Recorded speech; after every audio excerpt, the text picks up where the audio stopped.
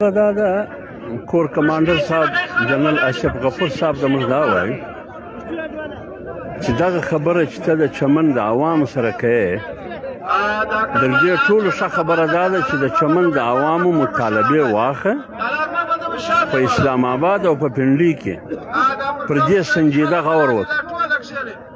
دروی غواړه خلک خبره ورسره وکړه بیا دا فیصله دا یو اړخ نشي کولی دا به افغانستان او پاکستان سره کښېني دا فیصله به کوي دا په چمن کې د صوبې پر سطحه یو افسر هغه که د ملیټري سره تعلق لري که د سیول بیروکراسي سره تعلق لري یا د مقامي انتظامیې سره تعلق دا فیصله هغه نشي کولی لهذا اول د واره خو دا ما په خیال باندې د عوامو په سترګو کې خاورې اچول دي چې ته د چمن و عوامو ته وایه د مکې او د مدینې مثالونه ورکوې ما ته یو بل تاریخي مثال راکړه ته ما ته د مکې او مدینې هغه د ما څخه 7000 کیلومتره لرې ده زه دلته نیمۍ د مور قبر مې د لیکي په اخوا دی